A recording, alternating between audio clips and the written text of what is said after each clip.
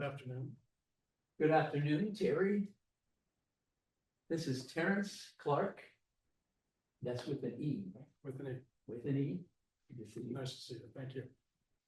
Yeah, I've been wanting to do this interview now for years, literally, and I'm so happy that we can do it. Thank you. Me too. So am I. Yeah, I've heard bits and pieces out of your background, all of it interesting. I thought, well, this is the person in the times. At any rate, Terence Clarke, how did this all start in your life? How did you end up dancing tango and writing? Writing came first. Okay. I grew up in Oakland, in Montclair. Oh. And if any of your viewers know where Montclair is, you'll know that in the 50s and 60s, when I was a youth, it was a dull, pretty neighborhood. Yeah. And I went to Oakland High School for 2 years. I was interested in acting when I was a youth. And so I was in the talent club and appeared on stage a couple of times at Oakland High School. And when I was there, I had a couple of good English teachers. I started reading because of them. I knew how to read. I mean, I'd been reading and so on, but nothing with the kind of intensity of that they had. Was this fiction? It was mostly fiction, yeah. Okay. So it would be, in high school, it would be people like Ernest Hemingway, John Steinbeck, you know, the Americans and so on, the usuals. Yeah. That was pretty interesting to me, Right. although my opinion of both those writers, in fact, changed as I got further along. But then I went to Berkeley University in California, and I majored in English there, and I got a degree in English literature from Berkeley. That's a pretty big deal. They had a pretty strong department. It was a very good department. Yeah. And I learned, of course, I read all the great classics, you know. Yeah. I was interested in Britain and Ireland, less so in American literature. So I read, you know, Shakespeare and Milton, Right. blah, blah. I even got my first taste of James Joyce in Berkeley, his book, Dubliners, which is a book of short stories. He wrote it when he was in his 20s, and I think it's his best book. Yeah, that's even my favorite novelist. Ulysses is something that's stayed with me my whole life. Yeah, it is. It hasn't stayed with me.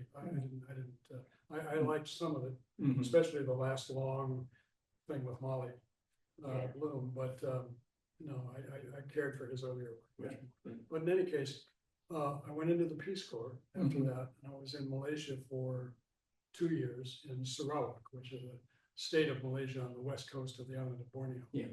And I was working in the Peace Corps setting up a school system there. It was a very difficult time for me. When I got back, I went to San Francisco State and got a master's degree in English literature. So the whole upper education was in literature. Yeah. How did you feel about your time in the Peace Corps?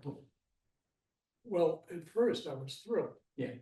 Unlike my father, who asked me on the way to the airport, Terry, why are you doing this? My mother was as unthrilled, but she didn't bring it up all that much on the drive to the airport. But we got there, and the training and all that, it was very good. I met all kinds of people I'd never met before. There were kids my age, you know, we were all 23, 24. And language lessons and blah, blah. And I ended up there, and they had this special program where Peace Corps volunteers could go into this state that existed in Borneo. And of course, we all knew about the wild man of Borneo. That was all, we all grown up thinking about that. And I just wanted to go. Yeah. I mean, I'd really basically sort of never been outside of Oakland and Berkeley. So I got there, we got some more training, and then they sent me far upriver. Borneo is a west coast long, it's kind of like a very small California, long, narrow, and there are mountains on the western side, eastern side, excuse me, and lots of rivers coming down, many rivers. So they sent the volunteers like me up these rivers because there were tribal groups up there that had no education other than their own. And the Malaysian government had just become their own country 2 years before, in 1963. Wow. And they wanted to set up school systems up there. And they wanted to do it in English so that they could then send whatever students had succeeded in getting into secondary school and so on through the English from up there, they could send them overseas and get degrees. They wanted to educate Right. them in such a way that they could make it worth for the rest of the world. And they felt English language courses. And it had been an English colony, so it was, the English was a natural thing to do. So that's what I was, and I was upriver. I set up this little school system with 6 schools, between which I would get to by walking along trails through the forest. And also on small riverboats, because the rivers. And I was fine doing that. It was all thrilling and blah, blah, but I was by myself, basically up there. And after about a year and a quarter, a year and a third or so, I began to feel really isolated. Yeah. The Ebons, who I worked with, this is a tribal group in Sarawak, very famous up there. They're the famous headhunters. In Borneo. Yeah. Eat you up. Yes, I saw several of those who had lost the rest of their bodies. They would take the head. When I was first in one of their longhouses, which is in their village, one big building with room after room after room after room. There's a big porch out front covered, and there would be these baskets hanging down. So, yeah. And when the first headman I ever encountered, who I could speak with, finally, I asked him, what are in the baskets? Because they looked like balls, of some sort. Who knows what? He said, oh, those are Japanese. And the Japanese had occupied Sarawak during World War II. And when the British and the Australians came back, the Ebons were active to aid them in the war, and they took all of these Japanese heads, which was, the British were upset by all that, but this had been an Ebon custom for centuries, against enemies. So, anyway, so that's I was up there, but I got very isolated, and finally in the end, I was there between the ages of 22 and 24. So by this time I was 24, almost, and I just began to become very agitated on my own. I finally woke up one morning in my hut with the vision of committing suicide, and which I did not do, obviously. So I got on a boat and I went down to the main headquarters, and the fellow who ran the headquarters and so on, I went and talked to him, and I told him what had happened, and he said, okay, we're going back to the United States. Because whenever that sort of thing happens, they want you out of there. Okay.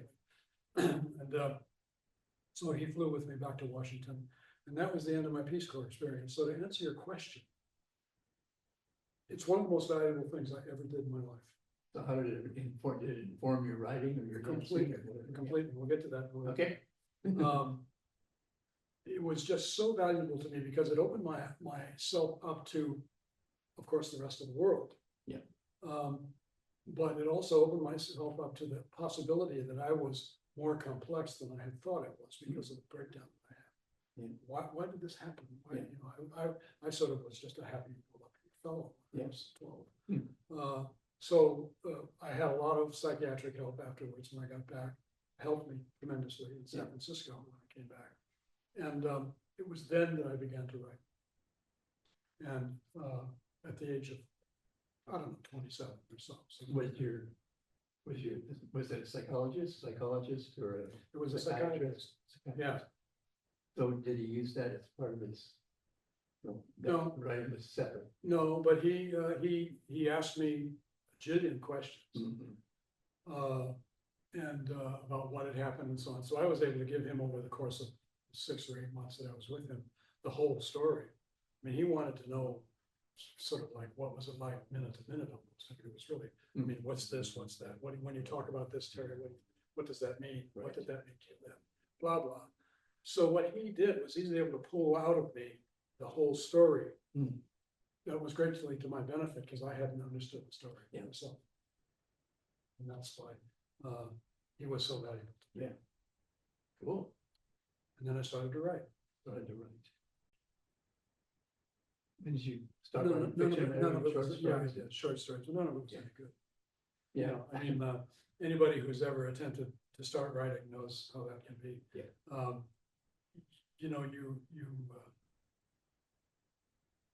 you may have the story. You know, he did this and It's a good story. there was that and everything else, but most probably unless you are gifted, you don't have the language yet. Mm. Because the ability to tell a good story requires understanding the language, in my opinion, as well as you can.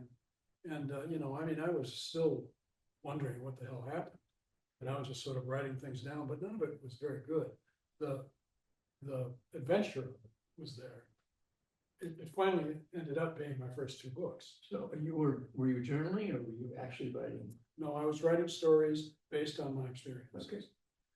And that took, you know, none of it was any good, but I went back and back and back. And then I had some help from other people who were writers who would read my stuff, editors. Mhm. I mean, just people I knew. These Yeah. weren't professional editors necessarily, but they'd read it and then they tell me what was not working, Uh-huh. and what was this and what was that. And I had a couple of friends who helped me with that a lot.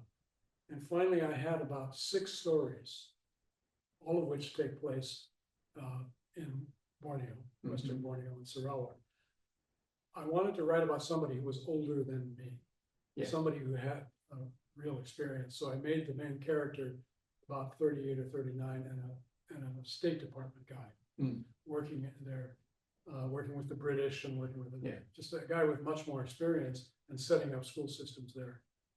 And then I changed it because the school systems weren't interesting enough to me. But I had met a bunch of English engineers Yeah. in the cafes in the main town and so on and on, who were working on this big dirt highway, a road. Big dirt highway. There was one road in Borneo at the time, Yeah. in Sarawak, and it went about 150 miles from the main city to the second city. And the rest of it was all footwork on foot. So they were building this thing and it was going to go all the way to the top of the country. And I talked to these fellows and I thought, no, I'm going to make my guy be a highway engineer. He's building a highway, which I thought would work better literature, you know. So that came to be. So I had about 5 or 6 stories and I submitted them. I met a woman named Alev Lytle-Krutier. Yeah. Who's a Turkish woman who was a friend of mine, friend of a friend of mine, and the publisher at Yeah. the time. Small publishing house called Mercury House in California.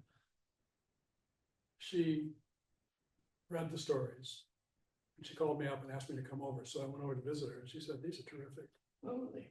These are really good." And I said, "Geez, do you want to publish them?" And she said, "Yes, and I need 7." Because we got to fill a book. Yeah. So I said, "Okay."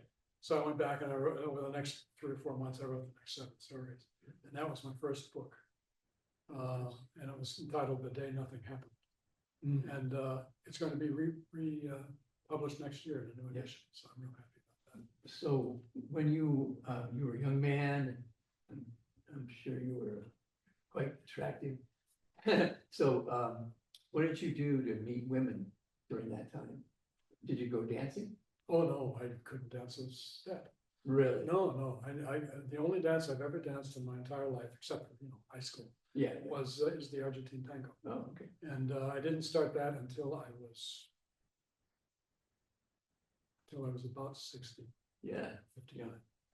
So no, the rest of it, Yeah. the music, yes, I loved the whole music and all Yeah. that, but I couldn't dance a step. I was like my father. How about that? That's kind of parallel to me. I didn't get started until quite late. Really? So, That's so. yeah, so Yeah. I think I understand that. Who did you first study with? Marcelo, Mhm. Solis, Yes, yeah, I lived out in Lafayette, so. I was with Nora Oliveira. Nora, oh, Yeah, that's a better way to go. famous. Yeah, For any of you who may be watching this, look up Nora Oliveira and go study tango with her because she will teach you. right. Good. So then, Well, I wrote the first 2 books. Okay. The first was a book of stories, the second was a novel, with the same character. uh, Further on, still in Borneo. It turned out that despite my reticence and my worries about are these interesting or whatever, people liked these stories. They were so, who is this person? Where is this place? Yeah. So then I had these 2 books, both of them published by Alev Krutier at Mercury House. And then I decided, okay, I'm going to do this. And I had also gotten a master's degree in English from San Francisco State. So I had a sojourn trying to teach English. What year was that? 1971, something like that. That was, they had a really strong department. Oh, yes. Oh, Yeah, it was very too. good. Yeah. And also, of course, the creative writing department, which is still to this day famous Right. in San Francisco State. Yeah. Was there. I didn't take any creative writing courses at San Francisco State. It was all literature. That's what I did. I graduated from Did San you? Francisco State. You did? A lot of, yeah, I took English with a creative writing Is that so? emphasis. Good. Yeah, Excellent. it was fabulous. Yeah. I enjoyed it there. Yeah. The students, I enjoyed I'd been to Berkeley, you know, Mhm. which is this university. You know. Sure. And 30,000 people. yeah, exactly. And San Francisco State is this wonderful sort of open canvas of people of Right. every conceivable language and race and everything Yeah. else. I mean, it was a wonder to be there. Yeah. And it was during some of the times when there were difficulties on campuses and so on. Yeah. And it was thrilling to Were be you there when Hayakawa was? Yes, I there? was. Yeah. Yeah. Standing on top of the police car with his I pan. saw him. I was standing there watching, booing and so on. Yeah, so was that. There was a day in which my girlfriend, soon to be my wife, Mhm. she was also at San Francisco State.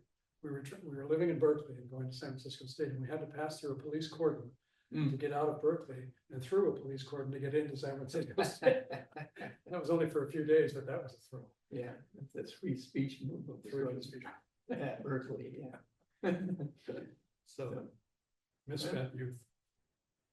Not so I don't know, misspent. I don't know, man. Yeah, I right. think it was spent wisely. actually. Yeah, so do I. So, then, you kept on writing, you just kept. I just in kept the going. career. Yeah, we were married and we went off, after we got married, we went off to Paris where we lived for 2.5 years. And I had a boy there, young boy who was born in the American hospital in Oh, Paris. And I was seriously writing then. Yeah. And it was good being with her because she had spent a good portion of her high school years in Paris studying. She spoke fluent French, Oh, nice. American, and was a printmaker at the time. So, and then became a painter afterwards. So she was working on her work at the time, and she was able to get a kind of scholarship living situation in a place called the American Center for the something arts. I can't remember. And we had a studio that's about the size of this room here. Wow. With a kitchen toward the back, and then this room, and there was a big open space where she was able to set up an art table and everything else. Nice. And they had a library room down the hall where I went. I would write every day, and typewriter or write by hand. No computers. You remember that? I remember that, yeah. And they really say that there is a connection between the brain and holographic movement, I wouldn't doubt it. and you just don't get by going like that. I don't know. My handwriting was so bad. Well, so is mine, yeah. Oh, really? Oh, okay. Well, let's get The past that. aesthetics of it make a lot of difference. But yeah, times are different now. Right. So were you able to make that transition into computers? Well, yes, yeah, that was no problem. I was, when we came back, I have a son, the same boy who was born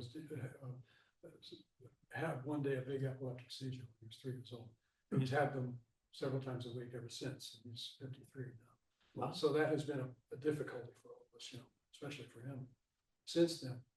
And when that happened, I realized I had to get a job, because, I couldn't continue being a nice, happy-go-lucky, short story writer.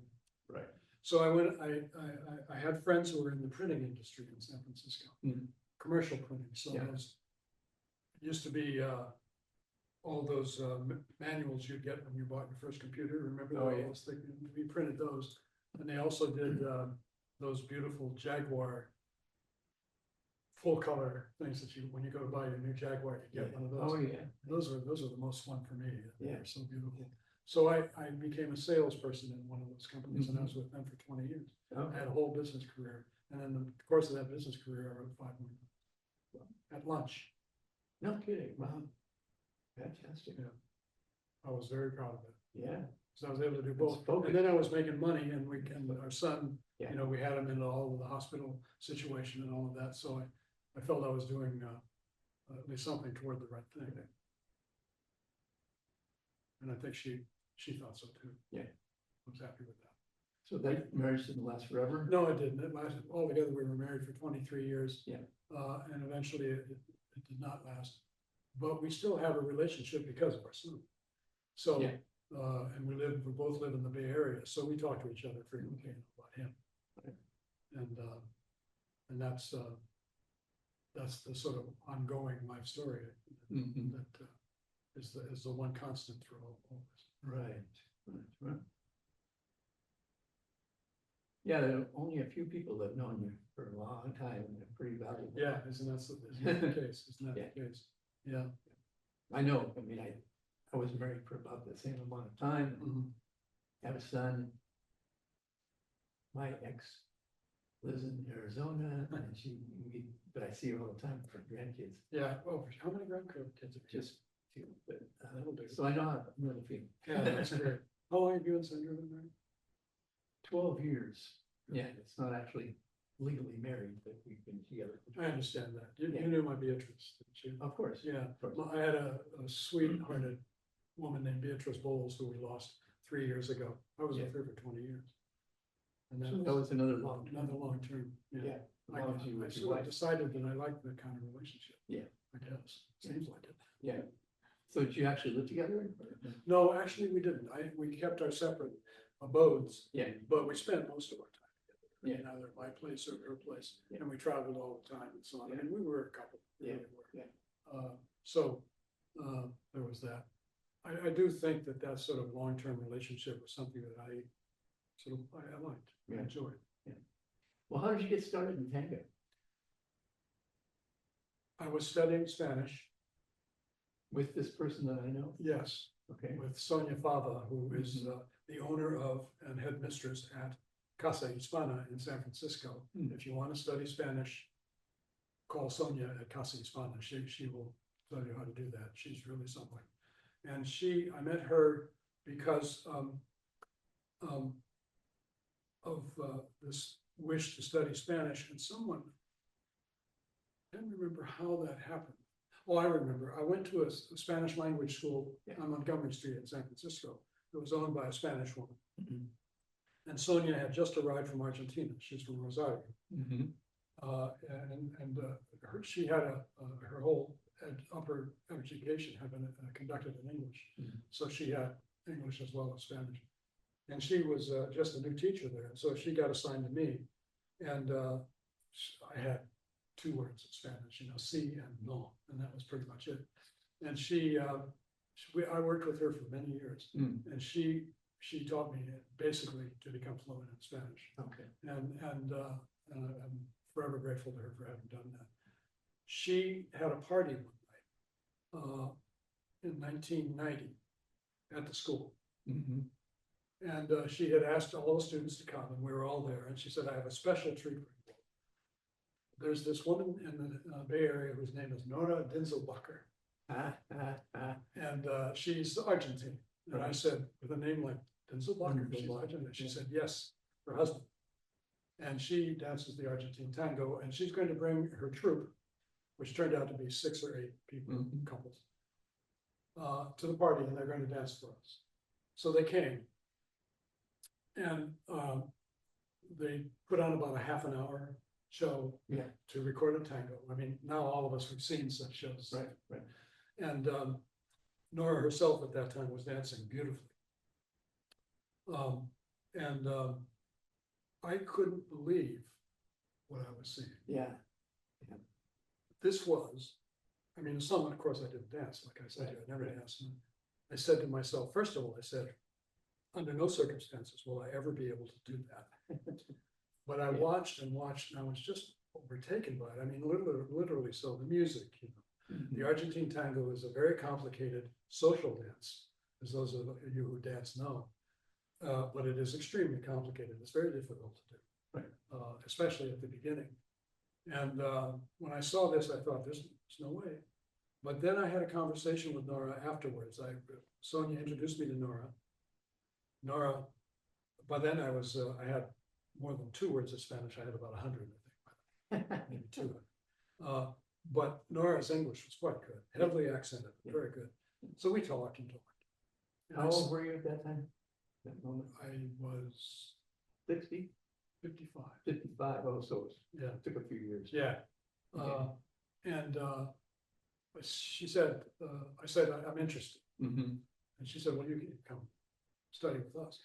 And I said, well, what's that going to be like? And she said, you're never going to experience anything like this. Yeah, I mean, she's got a pretty good product to sell. She has a very good product to sell. And as you know, anyone who knows Nora knows that she's stern, Oh, she's yeah. insistent, she's wonderful. She will teach you. So I went and I took my first lesson. I think I've told you this story. I took my first lesson with her in private. Of course, Yeah. impossible. And I asked her afterwards, does she have any advice for me? And she said, yes, you don't know how to walk. Yeah. So that was the first thing I had to learn. Right. But then I stayed with her for many years. I studied with her. You know, people say that tango is basically a walking It's a dance. It's a walking dance. Yeah. So you can't really see that when you watch somebody perform stage tango. Yeah. Well, the stage tango is one thing, but Yeah. the kinds of things that we do, Right. the so-called milonguero Right. style is the social dance that they do in Buenos Aires. It's a traditional dance. It's, however, I must say it is difficult to do, Yes. you know, to do it right. Yeah. And to get that posture right. Right. And to make that walk right. Right. You can't walk like you're walking down a street in Brooklyn. You gotta walk like you're walking down the street in Buenos Aires, and that's a different story Right. altogether. Right. Well, for one thing, they're looking down all the time, looking for the stuff on the sidewalk. It's true. But they have it. Yeah, the shoulders, the manner, the shoulders walking back and forth. No, it's something. Yeah, Something. yeah. I didn't really understand that until really, I guess we all didn't understand it until we went to Buenos Aires. Right. And see these people walking around and watch them when they're talking. I mean, this is demonstrative. Pointing, you were this, you were that. And Nora is that way, of course. Yeah. She's famous for being that way, and Yeah. I learned from them. Yeah, but what's really hard to understand is how this dance, which is depicted in, you know, in movies and stuff, is we're doom, doom, doom, doom, Yeah. doom, doom, doom, doom. Yeah. That's not tango. There's not, the feeling is not there. What people call it the tango. Well, is yeah. not there. What is that? What are they talking? They're getting into the show tango thing. Ah. And all those marvelous shows that we saw in the 1980s, you know, Yeah, Tango yeah. Forever and blah, blah, blah. Right. Those were all terrific, Right. but those are people who are, it's designed for stage show. Right. As we know, the milonguero style is a much more close embrace dance in which the music is playing and you're moving slowly, and it's in the way that you walk. Yes. And it's the way that you hold your feet together and the way you walk smoothly and so on and on. All this stuff, you know, throwing each other around and all that stuff. No, forget that. Yeah. It's fun to watch, but Right. no. The fun really is within the embrace. That's right. It's within the embrace. And when you go to the dance halls in Buenos Aires, I mean to say, the Milonga dance halls, as we all know who've been there, we see the real thing. And there's none of that tossing around and head flicking back and forth and all that. There's none of that. It's very stylish. The men, the leaders, I guess these days we now say leaders, must be respectful of their partners. And the partners will be grateful to you for that respect, and especially if they can really dance, if you show them. At what point was tango beginning to be an addiction? It started early, really, Okay. because again, it was that story of seeing Nora and her troupe. Right. I wanted to be like that. Okay. But I knew that it was a long undertaking. And what I have this part of my personality, when I start something that I'm really interested in, I stay with it. Yeah. I mean, the writing is the biggest example Yeah. of all that, but, and I just knew that I wanted to be able to dance the tango. Mhm. Never danced a step of anything else Yeah. my whole life, and I thought if I could do that. Yeah. So that was happening. So I studied with her 2 or 3 times a week Right. for the next 5 or 6 years. You know, with her husband Ed, Right, who also a fine dancer and a fine teacher himself. yes. And I was getting better. I learned how to walk. Right. blah, blah. So I was going along there. And then I met Beatrice Yeah. Bowles. And Beatrice was, we went out and decided within about a day or so that we wanted to be a couple. And we're a couple for. So how did you meet? Oh, Beatrice? I knew her for years before that, through friends, Mhm. just the social sort of thing in San Francisco. We, once every 3 or 4 years, there'd be a party and we'd run into I each see. other and so on. And she, a close friend of ours called me up one December 31st and said, what are you doing tonight? I said, well, nothing actually. And she said, well, B. Bowles is having a party. And she invited too many women. And would you be free? And I said, yes. And so I went and B and I talked through that entire party. And I knew then that I wanted to ask her out. So then it was the beginning of Okay. the relationship. And we were together for 20 years. Did she dance? Not a step. Really? She was to the manor born in San Francisco. Her family are, you know, Pacific Heights kinds of people. And she, like so many girls, when she was 7, she wanted to be a ballet dancer. And her mother wouldn't let her. Her mother thought that a girl of your breeding should not be a dancer. And that was how her mother expressed herself, Wow. usually. And so we never studied any dance except for, again, rock and roll. Right. And so when we met, by that time I had been dancing about 4 or 5 years in tango. So one day after about a week or 2 of our relationship, I asked her, do you know anything about the Argentine tango? And she said no. And I said, would you consider learning so that we can dance together? And she gave me the biggest hug, threw her arms around my neck, kissed me, and said, yes, thank you. And then so I took her to Nora. Oh. And she and Nora hit it off right away. And so she studied with the same kind of vigor and intensity that I did. Yeah. And she became a very good tango dancer. And she was a small woman, 5 feet to Yeah. 100 pounds. Mm.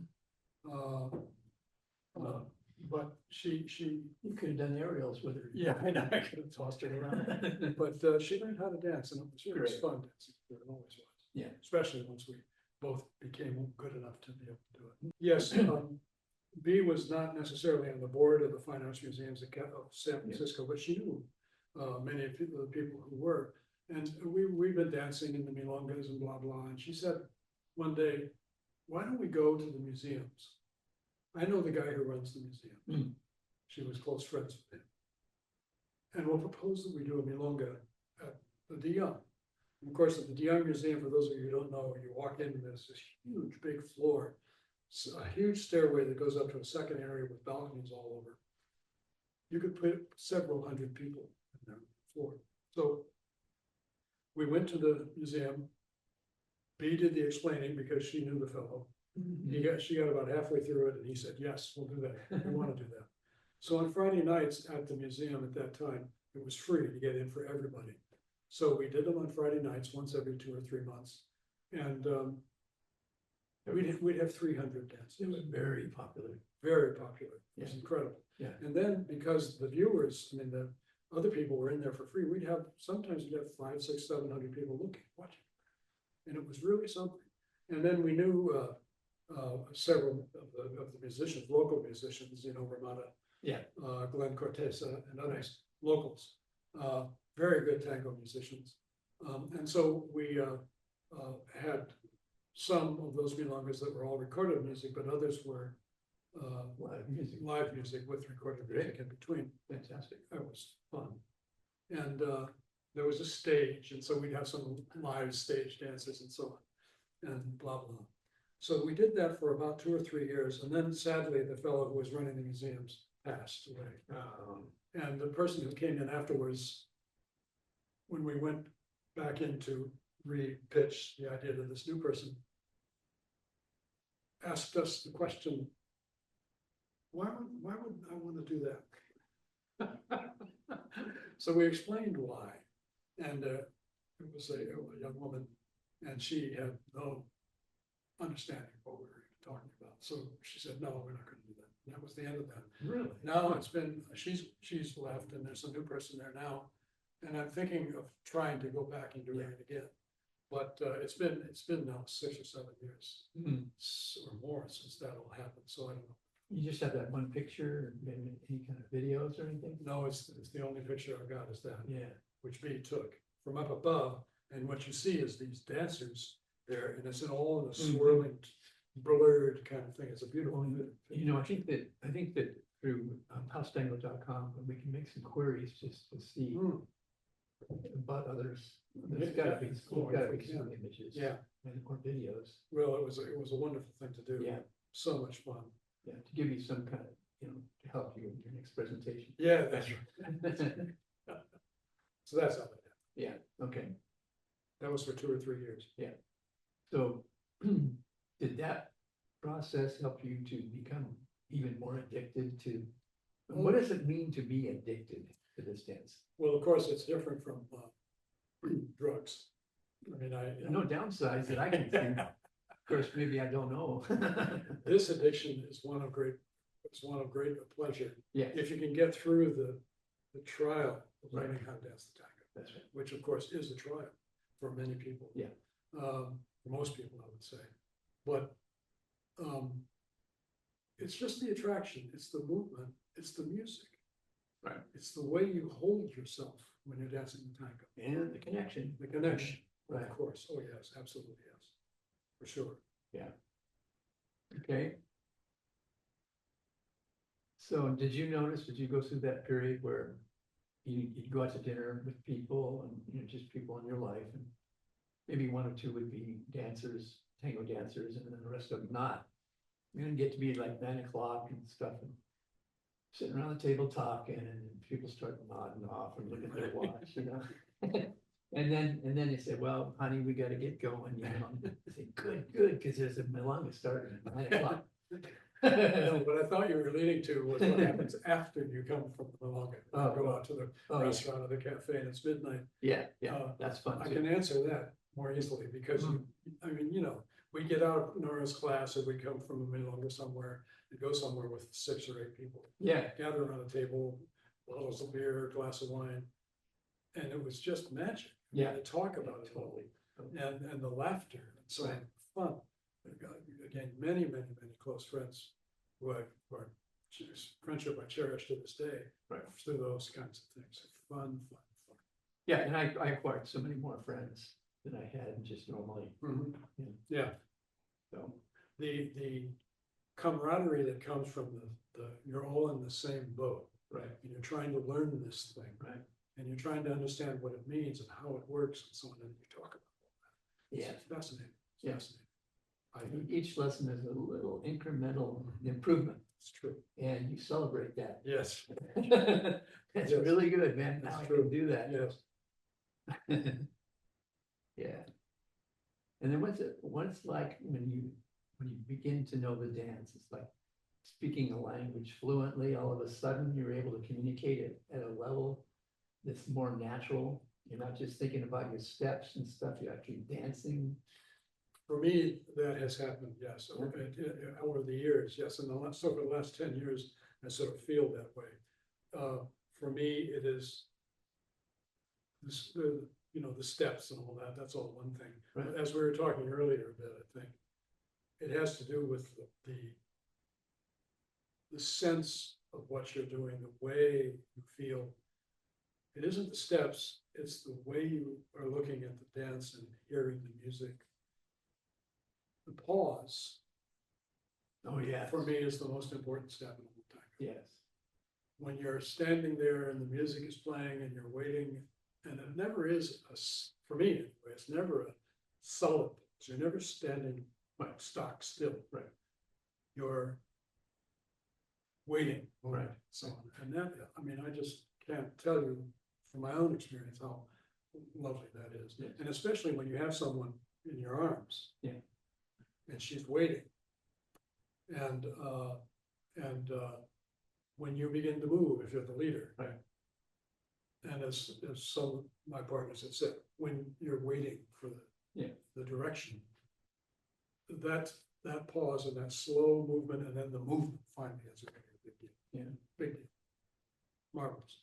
Have you found that when you're dancing with more powerful women, that they actually close their eyes and actually just totally give up their control? And more than women who are timid or afraid? You know, actually, I've found that in the case of women who are really good dancers. Yeah. I would not say lose the control, they would lose the control. I think they have more of the control there over themselves. Yeah. Because they realize, they know that if the leader knows what he or she is doing, Right.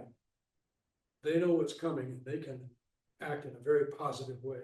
Yeah. And I think that really enhances the beauty of the dance. Yeah, but they don't predict it. They No, don't, They no. don't start without you giving the initiation of it. I can't imagine being a follower. Right. I have such respect for that because Yeah. they don't know what's coming. Right. And to be able to move the way that some of them do. Right. When they don't know. Yeah. Um, But more powerful women have told me, to be quite frank, I love to give up my power for Is that so? a few Really? minutes a Really day, interesting. you know, for Yeah. a tanda. And because they don't have to think, somebody else can direct them, and it's beautiful, and they just let go. Well, that's few quite minutes. something. Yeah. So they recognize in themselves what's happening. Yes. Yeah. Well, the roles are so different from each other. Sure. The leader and the follower, and when you see some of the people who follow, of course, generally they are women, Mhm. those shoes. Talking with the women in Tango about their shoes is one of the most interesting conversations you could possibly have. Very true. Going with your partner to one of the great Tango shoe stores Yes. in Buenos Aires In Buenos Aires, yes. is one of the most exciting and interesting experiences Right. I've ever had. First of all, you walk in, I'm not telling you anything you don't know. You walk into this room, it's about the size of this, and there are probably 300 or 400 Yeah. open boxes Right, on the right, floor, shoes sort of all over the place, Right. and women everywhere, and then 2 or 3 sort of besotted, quiet men Yeah. sitting there, wide-eyed, looking at all this, and the women are talking and talking and talking about these shoes, and trying them on and displaying them and so on and on. I mean, it's a visual treat, Yeah. and it's an experiential moment that Yeah. I never had before. Right, Before right. I was able to have those ones. Yeah, and I remember being instructed that, yes, what you have in your hands is not a tango shoe. It's not, because the heel comes directly down from the back. You know, the tango heels move forward on the foot, more towards your center of gravity. So when you turn, Mhm. they're not turning off their center of gravity, they're spinning, doing a hero. I never saw so many beautiful feet in my entire life. Yeah, that's true. Yep, yeah. So then how did you work the dance and your writing?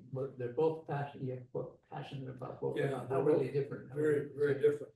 I will say that the writing is more important to me than the Yeah. dance, Okay. but that's because it's my very interior soul, actually, Right. it's everything I do. But, and actually, I should also say that I've written an awful lot, but I've written very little about the tango. I mean, very little fiction that includes the tango. Yeah, 3 or 4 short stories. Yeah. Parts of it, okay, but that's about it. And I can't really give you an answer as to why that's the case. Yeah. I can't give you an answer. right. Well, so I mean, it's a feeling where writing is, although a lot of people say that the more and more steps that you learn, or you're adding to your tango vocabulary, and that the conversation goes on between the leader and the follower, that actually, you know when there's not a completed phrase, Yes, just when something that's is interrupted, Yeah. broken off because of another partner steps in front of you or whatever. Yeah. And so that's constantly going on, and so there is that little bit of a thing.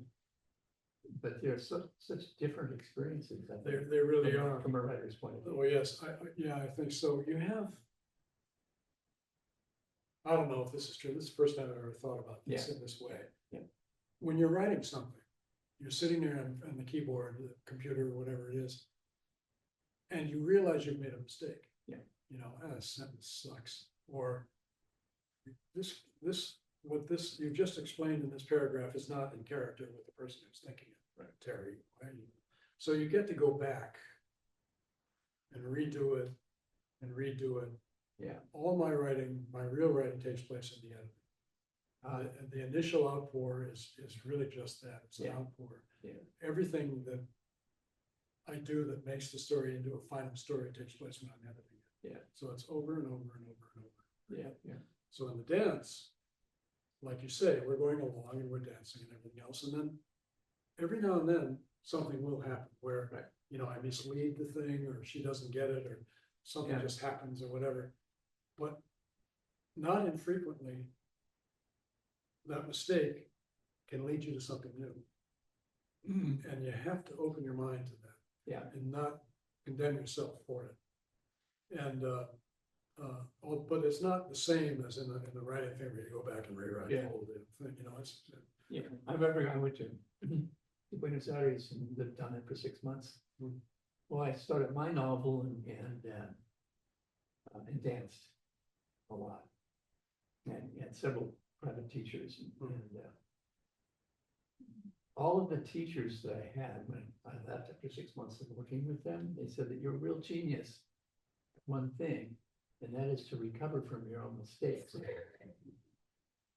yes.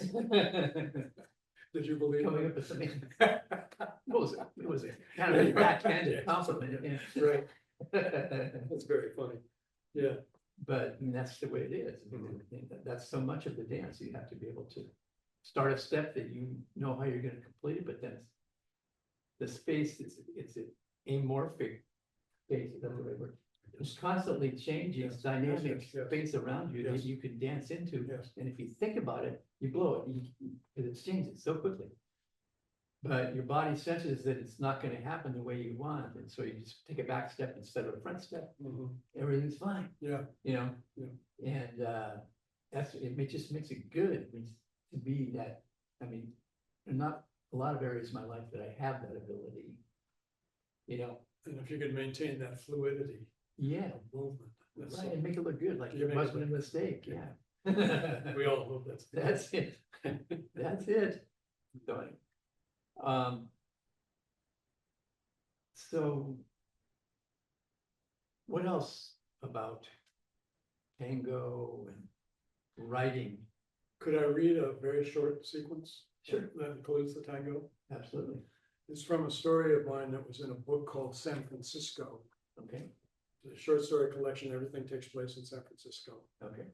I have another book which is called New York, which is the same story. I lived in New York for a couple of years, which was phenomenal for me, also dancing the tango. But this is just a sequence from a story that I wrote some years ago, which features two characters, Mike and Mimi. And they're both Americans, and they're both tango dancers. Okay. And they're getting ready to dance in a competition. And the judge of the competition is a man named El Olvidado, which means the forgotten one. And he's a professional tango dancer from Argentina. There were moments in which Mike, this will be about 4 or 5 minutes. Okay. There were moments in which Mike did not understand me. And this problem with the forgotten one was just such an occasion. Some weeks ago, they had been rehearsing a particular move, and Mimi couldn't get it. The simplest of tango motions, in which the follower is given the opportunity to lift her back foot slightly off the floor behind her, give it a little dissociated flourish, and then bring it forward and across to be placed lightly, the very tip of it, by the side of the other planted foot. Stylish period offered at the end of a delicate sentence. But Mimi couldn't get it. Well, listen, Mike, lead it better, she said after the 5th misapplication. Mimi had accepted Mike's wish to be his partner for the upcoming La Pista Porteña competition in San Francisco, their first such together, even though when he asked her, he had felt insecure in his own abilities. After years of tango, he still worried that he was too Anglo-Saxon to essay the dance successfully, especially in an international contest being judged by an Argentine. There is about the dance a kind of unspoken requirement that you'll be at least Argentine, and even more so a Buenos Aires porteño, in order to do it well. An Uruguayan Oriental from Montevideo too, if that's what you're stuck with. And there would be a number of immigrant porteños and Orientales competing in this very contest. The judge was to be El Olvidado, tanguero on tour in the United States just now, who was noted for his lovely traditional tango and its slow beauties. The New York Times had raved about him. Mike's insecurities had a little to do with the mechanics of the dance, and a great deal to do with the histories of mass immigration to Buenos Aires and Montevideo, the explosive finesse of West African rhythms in both, and the benighted sorrows of Mediterranean-style betrayal and lost love that so flower in both capitals. These issues do not figure for much if you are a New England Protestant gringo, which Mike was. He was nonetheless congratulated for his dance. He could do it. But even he knew that by comparison to the compadres of the Rio de la Plata in Argentina, he was a little on the wooden side. Mimi too suffered, but for different reasons. Her unreasonable beauty put the lie to her signature talents as the director of technology of a San Francisco accounting software startup. She had a mind devoted to strict necessity. Mimi never forgot anything. Having led the design team for the software, and then been involved with selling it to places like Deutsche Bank, she approached most things with a sense of well thought out, singular organization. But it looks occasionally got in the way. The banker on the other side of the table being a little too forward for her to complete her presentation of the software's benefits. If she herself were perceived of as the benefit, she had to become difficult in order to get him off her case and to close the deal. There is a danger in this too, since being difficult doesn't usually result in a sale. That tango has so little to do with software was one of the principal reasons Mimi loved it. On the dance floor, she could let her grace and sensuality flower. It was the music. The tango offers lush movements that no business endeavor can even attempt. Mimi nonetheless looked for precision in her dance, despite the fact that so much of what tango offers has to do with erotic splendor. Perhaps, though, tango's benefits were actually the very starting point for Mimi's singularity in the dance, the ones that enabled her, rather compelled her, to put on the dance pumps and to step marvelously into Mike's arms. Tango wove itself in with Mimi's lovely display. It threaded her movements with invitation, her emotional intensities with desire, however little that had to do with the spreadsheets she had invented. That's fantastic. Fantastic. So, can I put a link into some place that they could buy that book? Yes, Okay. yeah, it's on, now it's a couple of years old, so it isn't in the bookstores anymore, but of course, on Yeah. Amazon. Amazon, or other so, places. yeah, Yeah. yes. All right. I'll give them. Yeah, thank you. All right, any final comments? I don't know, I do enjoy talking about the tango. Right. And I urge anyone who's maybe watching this, who hasn't danced the tango, and especially those who are dancing the tango and love it, but haven't gotten there yet. Yeah. Who feel about themselves, I'm not so sure, to stay with it, Right. because it does take time. Yeah. And you do have to be patient with yourself. Right. You can do it. It just takes a lot of time and a lot of practice. Yeah. But it's so worth doing that no reason to stop. Right. Yeah. Well, I learned a huge lesson about some of the complications that can arise in tango from between husbands and wives, and maybe the husband dances and the wife doesn't, or vice versa. And there's a kind of a codec that exists in tango, when I learned that about a year into my tango, I was dancing pretty good. And a woman that I just happened to meet at a milonga, and we danced four songs. I remember the music, I remember her, every single thing about her, and we were dancing as one entity with four legs. And just floating. And I was aware where her body parts were at all times. And I was just blown away by this experience. And I was single at the time, and when we finished and they played the cortina, I said, well, did you feel that? She said, oh my God, that was just so fantastic. That was one of the best times of my entire life. I said, well, would you let me go out and have some coffee? And she said, no, why blow it, you know? We're gonna go out and have coffee, and we're gonna miss the whole experience. Just leave it there on the dance floor as a bubble that will exist forever, and we'll have that memory. Good thought. And and that taught me something. Okay, this dance is something else. And then if I were, with somebody, I could go home and say, yeah, I had a fantastic time with this one woman. But I lived by the code, tango code, and left it on the dance floor. And it works. It does. And both partners understand that, because that's the reality. Everybody learns that.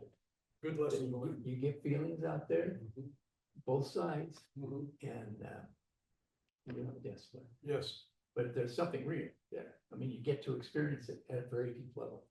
So One experience that I had, which we could maybe close, I guess, I don't know.